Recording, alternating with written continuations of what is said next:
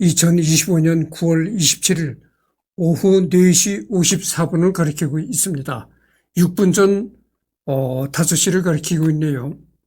전부 시간에 내가 얘기했듯이 오자와 세이지에 관해서 얘기를 하려고 합니다. 이 오자와 세이지는 그 세계 유수의 그 오케스트라 악단을 지휘했던 그런 그 아주 클래식 음악의 그 유명인이죠. 오자와 세이지에 관해서 하도록 하겠습니다. 일본의 지휘자, 일본의 음악가, 1935년 출생, 2024년 사망. 그러니까 작년에 사망했네요. 아직도 생존해 있는 줄 알았더니, 작년에 사망했습니다. 히키야 기샤, 선양시 출신 인물. 그러네요. 이 사람이 이제 오자와 세이지입니다. 오자와 세이지. 그 이제 봅시다. 1935년 9월 1일 만주국 통텐에서 출생했다. 여기 어디냐면 현재는 중국 야오닝성 선양시다 이겁니다. 그러니까 만주. 이때가 우리나라가 해방되기 전이죠. 해방되기 전이니까 이미 조선은 일본의 식민지가 됐고 또 중국의 만주까지 일본이 이제 점령했던 그런 시절입니다. 그래서 이 사람이 이제 중국 만주에 가서 출생하게 된 겁니다. 사망은 이제 2024년 2월 6일 사망했다. 88세로 사망했다. 그러네요. 그러니까 작년 2월 6일 날 이제 사망했다. 국적은 일본. 직업은 지휘자, 가족은 배우자 오자와 베라, 러시아 혼혈의 모델, 여배우, 결혼 전에는 이리에 미키라는 예명으로 활동했다. 러시아 혼혈이라는 겁니다. 이 사람 부인이. 그다음에 장녀 오자와 세이라. 이 장녀는 이제 수필을 쓰는 수필가라는 겁니다. 에세이스트니까. 그다음에 장남 오자와 유키오시. 배우 타키가와 크리스텔의 전 연인, 현 부인인 아나운서 코아코 마우와는 2021년에 결혼했다. 조카는 오자와 켄지. 예, 그렇습니다. 그래서 이 사람 장남이 이제 맏아들이 결혼한 여자는 바로 아나운서와 결혼했다는 겁니다. 코아코 마우. 이렇게 이렇습니다. 그래서 개요. 2015년 10월 1일 마르타 아르에리치 사이토 키넨 오케스트라와 함께한 본인이 80세 생일 축하 공연.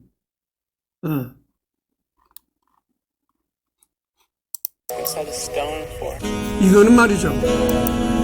여기서는 내가 재생을 안 할 거고 지금 이 오자와 세이지의 모습이 나오잖아요. 이것은 내가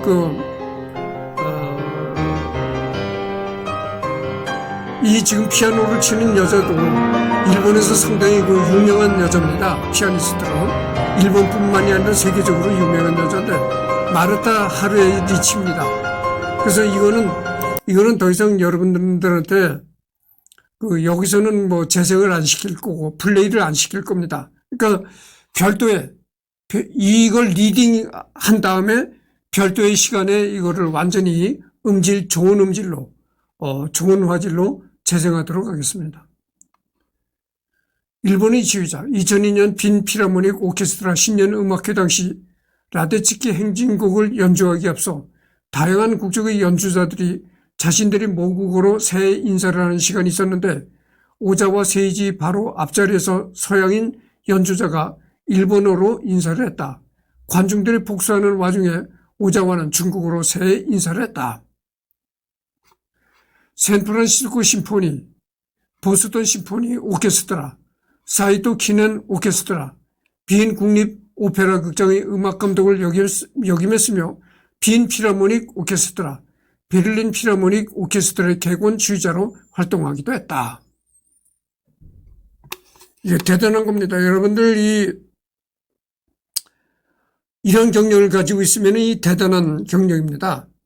여러분들 그 샌프란시스코 심포니, 어? 그 다음에 보스턴 심포니 오케스트라, 이게 참 세계적으로 아주 이름난 유수한 그 오케스트라잖아요. 이런 세계적으로 이름난 오케스트라를 지휘했고, 그 다음에 이 비엔 국립 오페라 극장의 음악 감독, 이것도 상당한 그 자리입니다. 여러분들 그 비엔 국립 오페라 극장의 음악 감독을 아무나 할 수 있는 것이 아니죠. 이렇게 이 정도의 경력을 가지고 있다면은 이 클래식 음악계의 상당한 세계적인 이 인물이라고 할 수가 있었던 것입니다. 그 다음에 비엔 필하모닉 오케스트라, 베를린 필하모닉 오케스트라의 객원주의자, 그러니까 초청해서 상임주의자가 아니라 초청받아서 지휘라는 그런 역할도 했다 겁니다. 생애, 유년기 및 청소년기, 1935년 만주국 퐁텐성, 퐁텐에서 치과의사이자 만주국 협화회 장춘 지부장이었던 오자와 가이사쿠의 3남으로 태어났다. 이름은 당시 가이사쿠가 친하게 지냈던 만주군 참모인 이타가키 세이지로와 이시와라 간지의 이름을 따서 지었다고 한다. 1941년 어머니 형들과 함께 일본 도쿄로 건너왔다. 그러니까 그 일본이 패망하기 전에, 일본이 패망하기 불과 몇 년 전에 일본으로 되돌아왔네요. 그래서 이제 중국, 만주도 뭐 거의 일본 땅이었으니까, 일본이 점령했던 곳이니까, 그래서 이제 만주국에서 태어났던 겁니다. 1945년 우연히 피아노를 치는 걸 보고 재능을 알아챈 아버지와 큰형은 아버지가 시계를 팔아서 산 피아노를 뉴욕에 싣고 집으로 가지고 왔고, 이 피아노로 세이지는 열심히 연주했다고 한다. 오자와 가이사쿠는 가족들이 도쿄로 가고 나서 베이징에서 여러 가지로 활동했고, 전쟁 만료에는 중일전쟁에 대한 일본군의 태도를 강하게 비난했는데, 당시 그의 뒷배였던 이타가키나 이시와라는 관동군에 없었지만 그들과의 친분 덕택에 결국 일본군에 의하여 일본으로 강제 추방 처리되었다. 그리고 얼마 안가 일본이 패전하게 되는데 이때 중국 측은 그를 현상 수배했다고 한다. 1948년 세이저 학원 중등부에 입학했는데 당시 집안이 상당히 가난했기에 어머니가 부업까지 하면서 가르쳤다고 한다. 그러니까 1948년에 이제 그 해방된 해잖아요. 일본이 멸망하는 해다 그거죠. 그때 세이저 학원의 중등부에 입학했는데 당시 그 오자와 세이지의 집안이 상당히 가난해가지고 어머니가 부업까지 하면서 가르쳤다가 하는 거죠. 오자와 세이지 집안만 가난했을까요?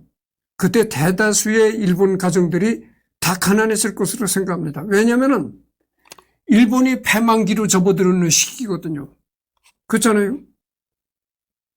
일본이 계속 번창해 가다가 패망해서 일본이 물러가는 이런 시기니까 2차 대전에 패하고, 그러니까 뭐 2차 대전에 패하고 일본이 점령했던 지역에서 전부 다 이제 철수하는 그런 운명이었으니까 대다수의 일본 가정이 상황이 좋을 수가 없겠죠. 1951년 세이저 학원 고등부에 입학하게 되자 어머니 먼 친척이자 지휘자인 사이토 히데오가 운영하는 지휘 학원에 입학했고, 사이토의 권유로 1952년 도호 여학교 고등부에 편입하며 1955년 도호 단기대학에 입학하여 1957년 졸업하게 된다. 1958년 군마 교향악단을 지휘하거나 도쿄 필하모닉 부주의자로 활동했다. 그 다음에 이제 유럽 유학과 미국행, 뉴욕필 부주의자, 1959년 스승 사이토 히데오의 조언으로 유럽으로 유학을 가게 된다. 유럽 유학 당시 오자와는 생계를 위해 유럽에 주재한 일본 기업과 임직원들을 대상으로 한 모터사이클 세일즈맨 생활을 했다. 유럽 유학과 미국에 가서 뉴욕 필의 그 부주의자로 취임했다는 거죠. 이게 상당한 겁니다. 뉴욕 필하모닉이 여러분들 그 뉴욕 필하모닉이 우리나라 북한의 평양에 가서도 그 연주했던 적이 있었잖아요. 바로 그 악단입니다. 거기에 이제 부주의자 노릇을 했었다. 그때 뭐 오자와 세이지가 상당히 나이가 젊었을 때니까 뭐 부주의자 상당히 그 부주의자도 상당히 되기 어렵습니다. 그러니까 여러분들 말이죠. 얼마 전 요즘에 음대를 나오잖아요.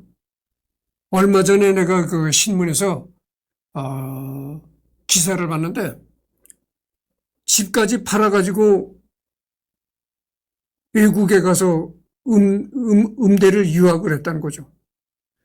집까지 팔은 돈을 가지고 외국 유명한 음대에 가서 첼로를 전공했다는 겁니다.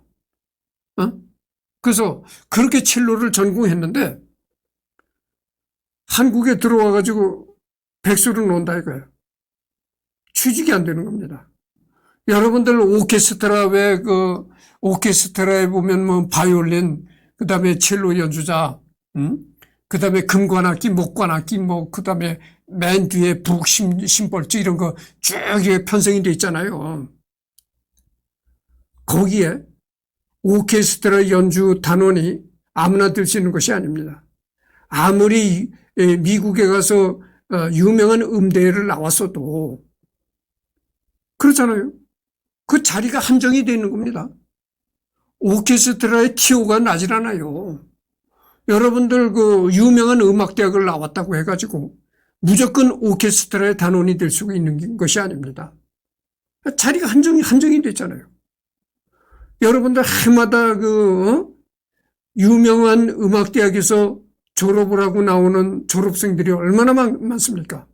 그러나 그 수많은 학생들이 갈 데가 없는 거예요. 그렇잖아요. 교수 자리는 더욱 힘들고 음대 교수로 간다는 건 더욱 힘들고 하다못해 고등학교 음악교사라도 들 수 있는 자리가 있어야 되는데 그것도 티오가 없고 오케스트라 단원은 더욱 힘들고 그렇다는 얘기죠. 그래서 여러분들 그 유명 음대를 나왔다고 해서 무조건 오케스트라 단원이 될 수 있는 것이 아닙니다. 사실 그 자리가 한정되어 있기 때문에 그래요.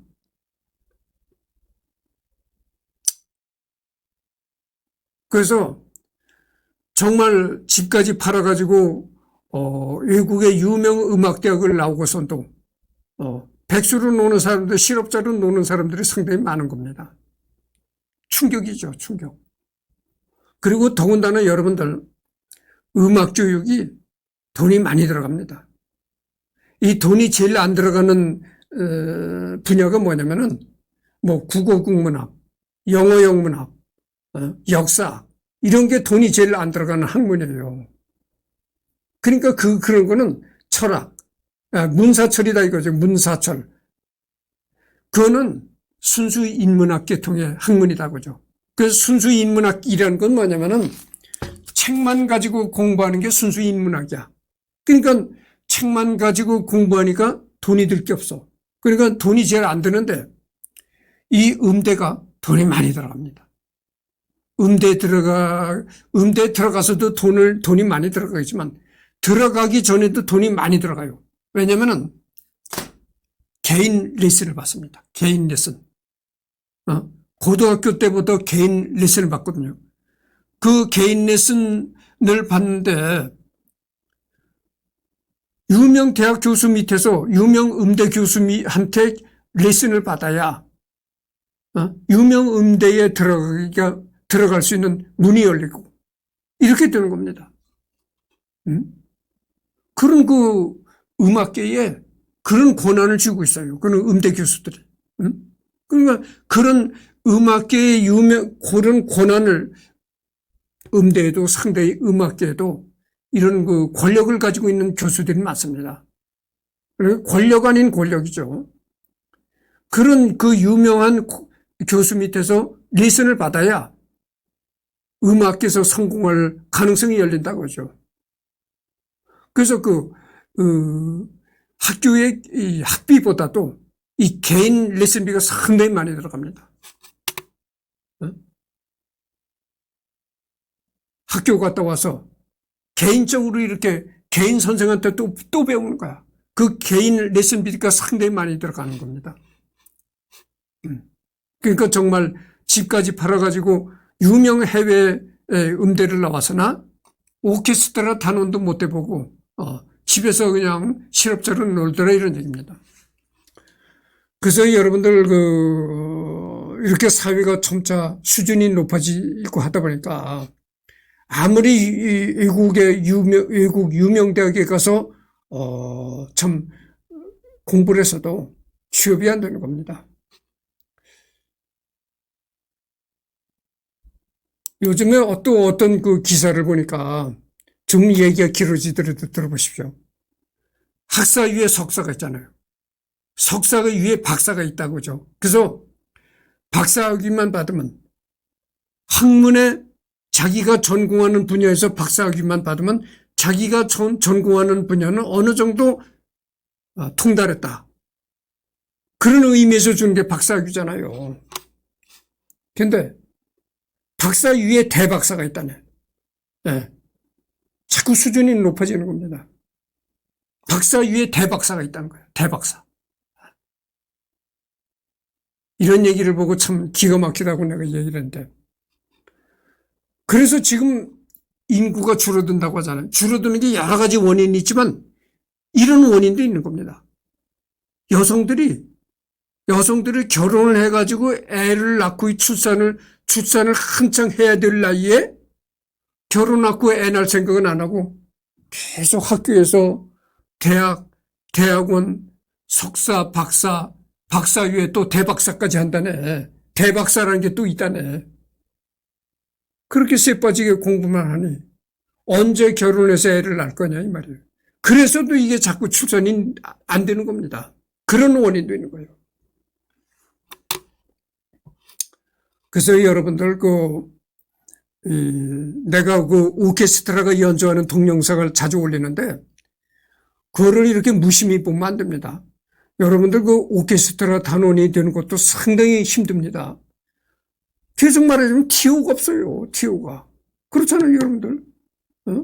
멀쩡히 연주자라고 오케스트라 단원으로서 충실히 근무하는 사람한테 일부러 쫓아낼 수는 없는 거잖아요. 자리가 나야 들어올 수가 있는데 자주 어떤 연주에 빠진다든가 아니면 지휘자의 말을 안 듣고 지휘자와 상당히 불협화음을 일으킨다든가 이러면은 지휘자가 단원을 해고시킨다고는 하지만 그렇지도 않고 원만하게 연주 잘 하고 지휘자도 이렇게 원만하게 굴고 연주회 때도 빠지지 않고 충실히 리허설 때도 충실히 연습하고 이러는 사람을 어떻게 쫓아낼 수가 있나요? 그래서 여러분들 거기 일단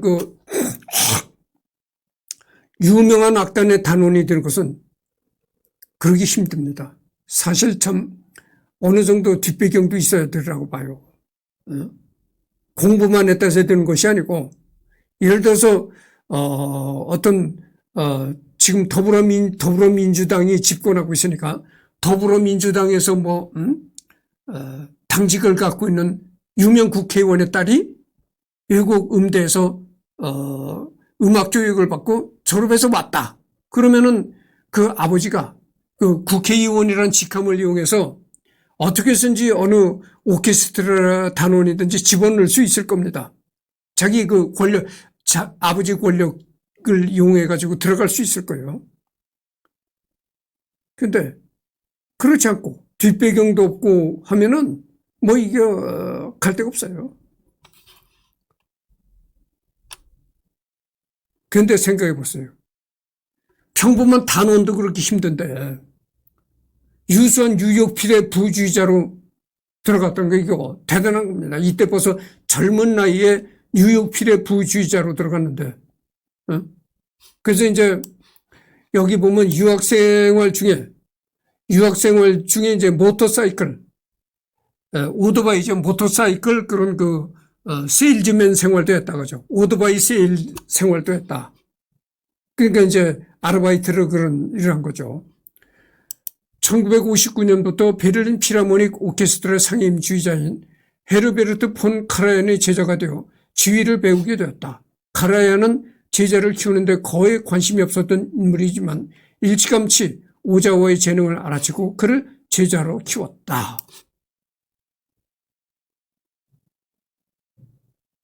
이게 대단한 행운입니다. 그렇잖아요. 내가 방금 전에 얘기를 했잖아요. 세계의 유명 이름난 음대를 나와도 들어갈 오케스트라가 없으면 맨날 노는 겁니다. 근데 카라얀이 누굽니까? 언젠가 내가 이 카라얀에 관해서도 할 겁니다. 이 헤르베르트 폰 카라얀, 이 사람이 말이죠. 그 클래식 음악계의 거의 전설적인 인물입니다. 그렇게 유명했던 인물이에요. 이 사람이 대뜸 자기 제자로 삼았다는 거예요. 오자와 세이지를.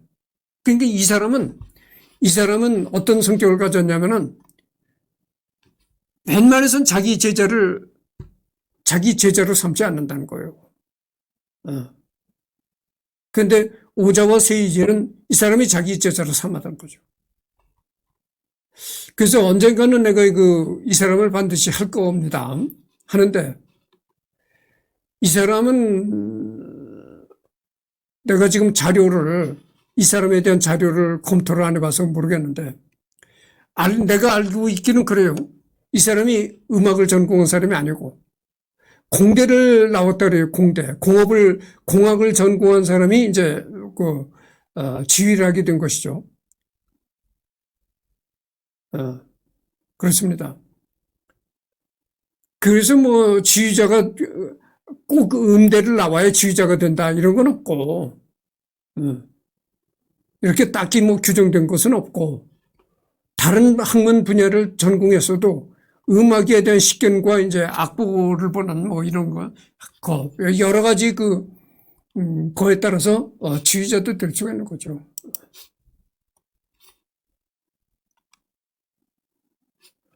(1959년) 프랑스 부장성 국제주의자 콩쿠르에서 1위를 하며 유럽에서 주목을 받기 시작했다. 당시 부장성 콩쿠르의 심사위원이었던 보스턴 심포니 오케스트라 상임주의자 샤를 민슈는 그를 보스턴으로 초청했고 거기서 오자와는 샤를 민슈와 피에르 몽테에게 지휘를 배우면서 탱글우드 페스티벌에 참여하게 되었다.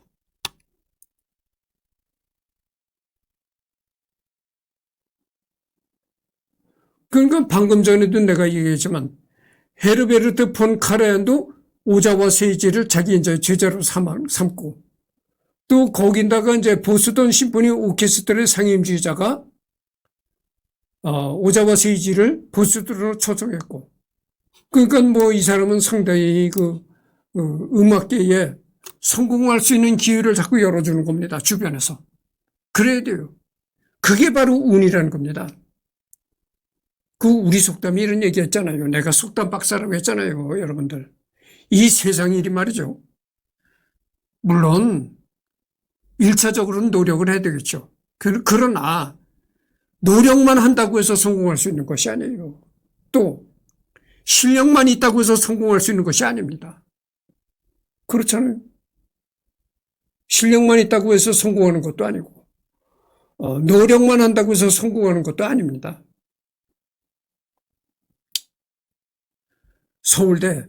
서울대에서 서울대 수학과를 나온 여자가 고등학교 교사로 잠깐 들어가서 이제 수학을 가르치다가 뛰쳐나와가지고 지금은 저 지리산 꼭대기에서 자연인으로 살아가는 여자가 있어요. 세상이 그런 겁니다. 여러분들 그 공부 잘한다고 성공하는 것도 아니고 배웠다고 성공하는 것도 아니고 운이 자꾸 열려야 돼요. 주변에서 자꾸 그 사람을 칭송해주고 끌어들이고 이래야 성공할 수 있는 길이 열리는 겁니다. 그게 바로 운이라는 거죠. 그래서 이 사람 그 오자와 세이지를 보면은 이렇게 주변에서 유명한 클래식 지휘자들이 자꾸 이렇게 길을 열어주고 있는 겁니다. 오자와 세이지한테. 그게 바로 인복이라는 거죠. 그게 바로 인복입니다.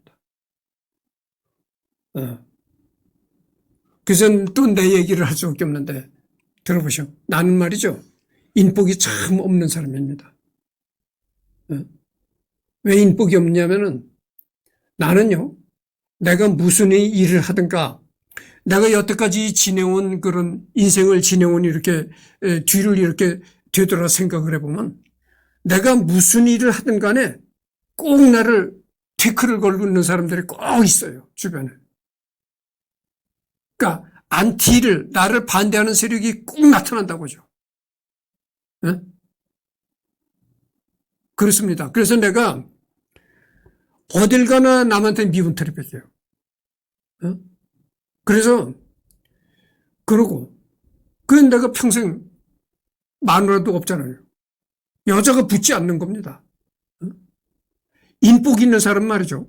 인복 있는 사람 여자도 잘 붙을 뿐더러 주변에서 자꾸 이렇게 오자와 세이지처럼 끌어들이는 길을 열어주는 사람들이 있는 겁니다. 근데 인복이 없는 사람들은 전부 반대만 하고 이러는 거죠. 주변에서 자꾸. 그런 뭐가 있어요. 그거를 쉽게 말해서 이제 팔자소관이다. 이렇게 또 말도 할 수가 있는 거죠. 오자와는 보스턴에 도착하여 민슈와 몽테에게 지휘를 배운 지 얼마 되지 않아 1960년 쿠제비츠키 콩쿠르에서 우승을 차지했다. 이후 뉴욕 필하모니크 상임지휘자 레너드 번스타인이 그를 주목했고 1961년 번스타인은 오자와를 뉴욕 필의 부주의자로 채용했다. 뉴욕 필의 부주의자 시절은 1962년 샌프란시스코 심포니를 지휘하며 서방에서 지휘자로 공식 데뷔했다. 레너드 번스타인. 이 사람이 이제 레너드 번스타인인데, 이 사람도 참 유명한 사람입니다. 언젠가 이 사람도 또 내가 하게 되겠죠.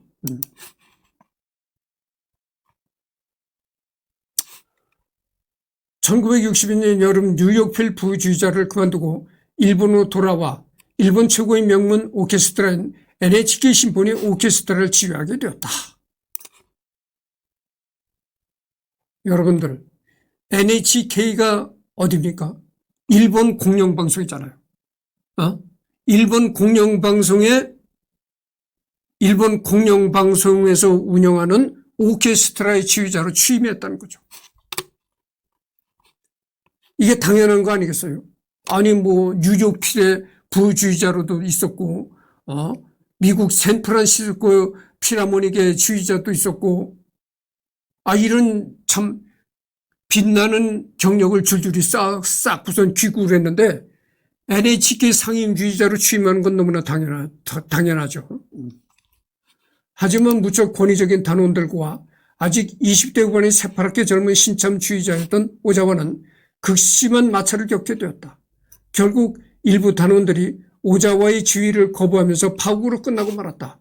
도쿄에서의 갈등 후에 오자와는 다시 미국으로 돌아왔고 1964년 번스타인은 다시 그를 부주의자로 채용했다.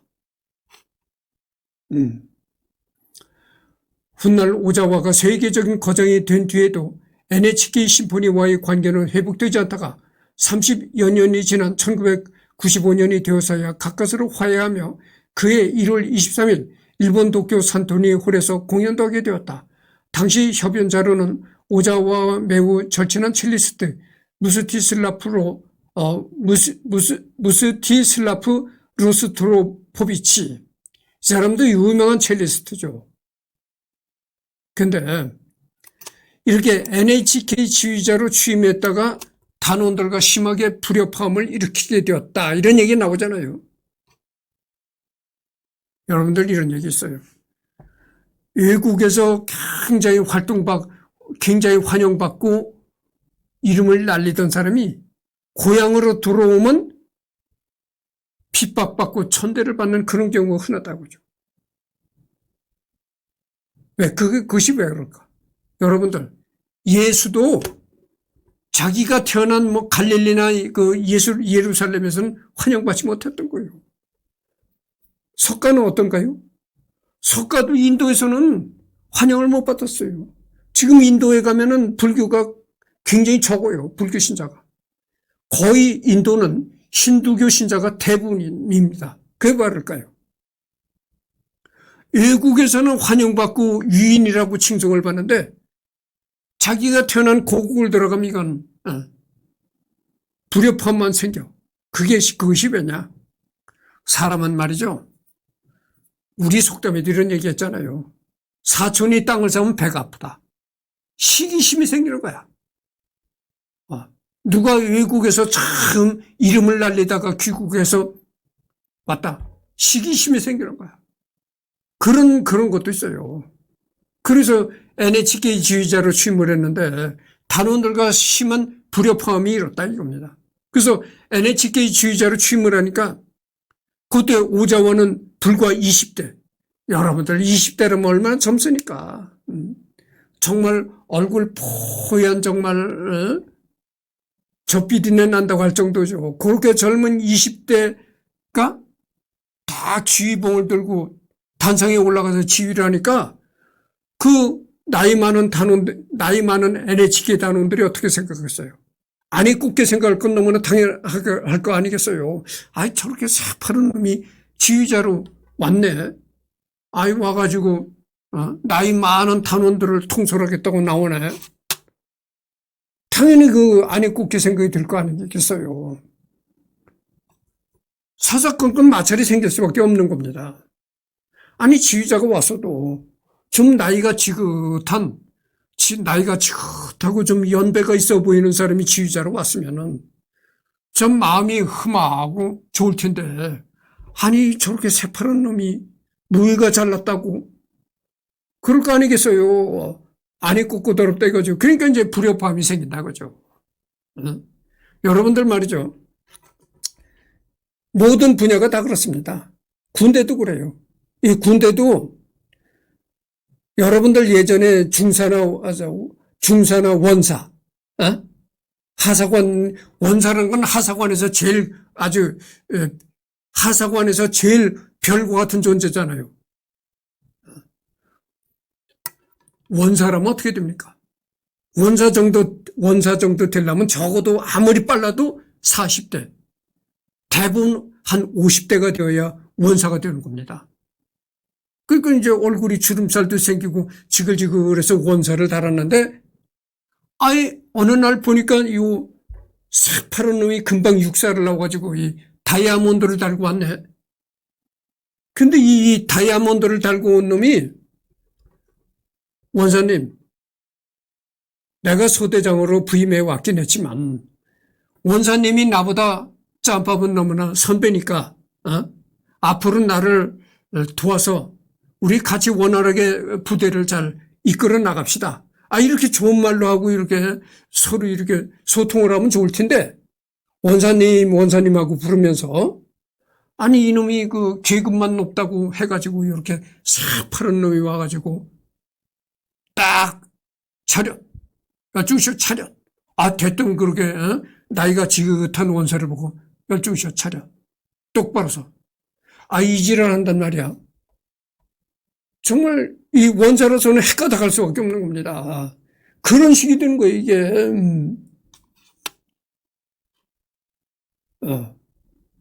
그러니까 아무리 젊었을 때 이렇게 참 출세를 하더라도 그거를 참 자기 자신을 이렇게 겸손하게, 그래서 나이 많은 단원들한테도 존중을 하고 이렇게 해서 서로 화합을 이루고 나가야 되는데 어떤 젊은 놈들을 보면 그게 아니다 그죠? 그래서 이제 불협화음이 인다고죠. 그런 것도 있고, 아까도 얘기했듯이 시기심이 생기는 거야. 아, 저렇게 새파란 놈이. 예. 그래서도 이제 서로 이제, 예, 갈등이 생긴다 이거죠. 그래서 그 NHK 지휘자를 그만두고, 극심한 마찰을 일으켜가지고 도로 미국으로 돌아왔다 이겁니다. 토론토, 근데 여러분들 말이죠. 이 지휘자라는 게 보면 그래. 내가 음악을 좋아한다니까 내가 좀 재미난 얘기를 해드리겠어요. 내가 음악광이라고 하니까 대부분 사람들이 그래. 아니, 이승열이를 이렇게 보면은 음악할 사람이 전혀 아닌데, 음악과는 완전히 거리가 먼 사람인데, 아니, 음악광이라고 해가지고 이승열이가 뭐 깜짝깜짝대고 아무 장소에 가서나 이렇게 춤을 추려고 하고, 이렇게 아주 망나니로 노는 것 같이 생각을 했는데, 아니, 이승열이를 가만히 보니까 말수도 적고, 그렇게 깜짝깜짝거리지 않는데, 음악을 좋아한다리거든. 전혀 음악과는 아주 상당히 거리가 먼 사람인데 음악을 좋아한다래.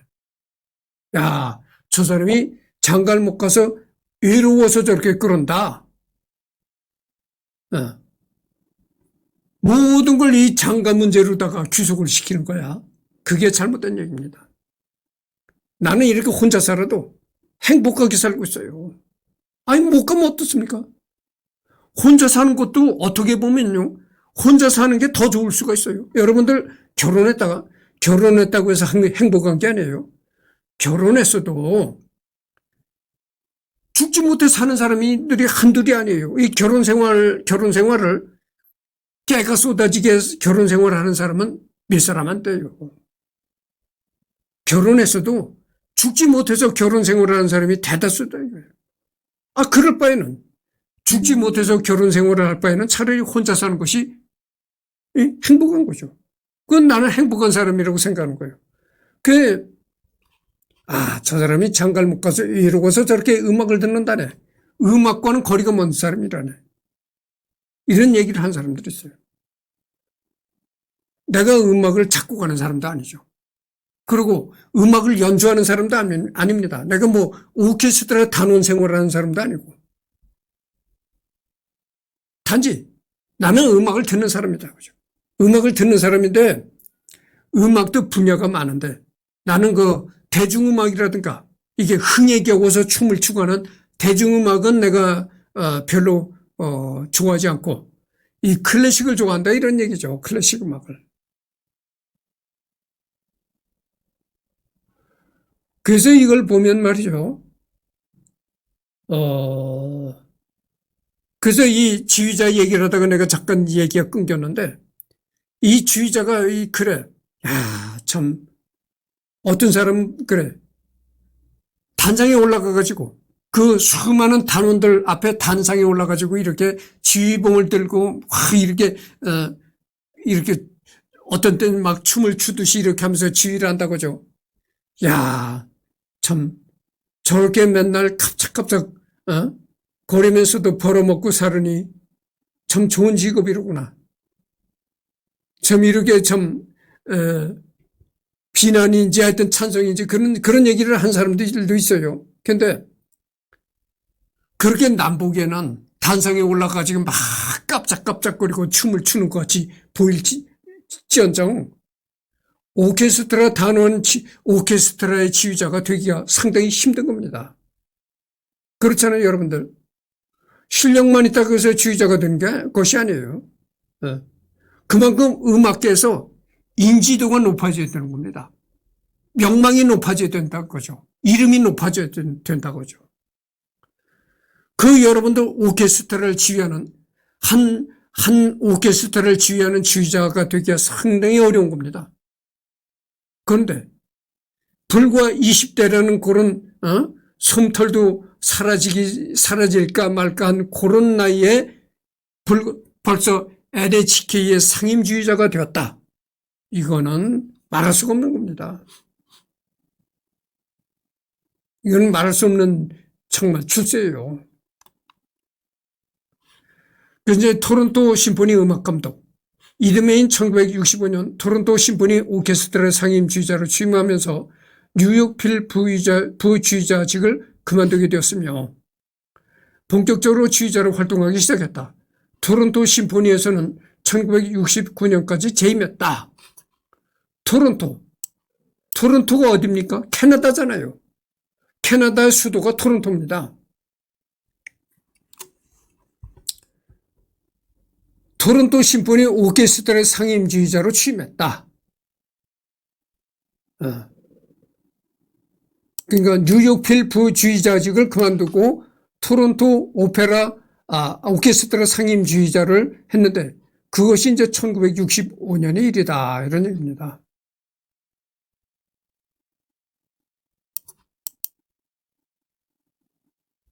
(1965년까지) RCA 음반을 취입하기 시작했다. 처음에는 주로 협주곡을 반주하는 녹음을 맡았으나 이듬해부터 RCA는 그를 명문시카고 심포니 오케스트라로 주선하여 차이코프스키, 베토벤, 슈베르트 교향곡 등을 취입했다. 60년대부터 70년대에 걸쳐 오자와는 시카고 심포니, 런던 심포니 등 여러 오케스트라들과 음반을 남겼다. 오자와가 본격적으로 유명해지고 나서 DG로 이적하면서 RCA에서의 음반들은 묻혀졌지만 오랜 시간 후에 재발매되었다. 그래서 여러분들 그 오케스트라를 이렇게 보면은 지휘자가 이제 단상에서 지휘라고, 지휘자 바로 제일 가까운 자리를 누가 차지합니까? 바이올린이 차지하잖아요. 그래서 이제 바이올린도 제일 바이올린 그룹, 제2 바이올린 그룹. 하여튼 이 바이올린 그룹이 제일 많습니다. 이 바이올린 연주자가 이 지휘자와 가장 가까운 자리에 이제 위치하게 된 거죠. 그게 뭐냐면 지휘자와 가까이 있을수록 활동하는 굉장히 연주되는 연주량이 많다고 하죠. 그래서 여러분들 어떤 곡이 연주될 때 보면은 가장 많이 일을 하는 것이 바이올린 연주자들입니다. 이 바이올린 연주자는 지휘자와 가장 가까운 앞자리에 앉으면서 굉장히 많은 이렇게 연주를 합니다. 그 다음으로 이제 어떤 자리가 오냐면은 목관악기. 그 다음에 그러니까 이 입김으로 푸는 거, 클라리넷, 플룻, 이런 게 자리하죠. 그 정도만 가도 덜 고달픕니다. 제일 고달픈 게 이 바이올린. 그리고 제일 뒤에는 누가 오냐, 그 다음에 목관악기와 그 다음에 누가 오냐면 금관악기, 나팔. 그리고 제일 그 뒤에는 누가 오느냐. 그러니까 제일 뒤에 오는 게 이제 이 지휘자와 제일 거리가 먼 데죠. 그러니까 지휘자와 제일 먼 거리에 있을수록 편하다 그런 얘기죠. 거긴 지휘자와 제일 거리가 먼 곳에 있는 건 누가 있느냐? 그 다음에 심벌즈라고 해서 예전에 그 냄비 뚜껑 같은 걸 이렇게 막창하고 이렇게 하잖아요. 예. 이렇게 심벌즈를 치잖아요. 그런 게 맨 뒤에 있는 거죠. 그러니까 북이나 심벌즈는 아무 때나 치는 게 아니잖아요. 가만히 있다가 곡 중간이나 어떤 데 가면 쫙 치는 거란 말이죠. 근데 이 바이올린은 제일 이게 활동량이 많아. 그러니까 하여튼 지휘자와 가까운 데 있을수록 제일 고달프다 이런 얘기죠. 그래 제일 고달픈 그룹이 바로 바이올린 그룹이다 이런 얘기죠. 그래서 여기는 이제 44분을 경과했습니다. 여기서 이제 끝내고 또 다음 시간에는 여기서 또 하도록 하겠습니다.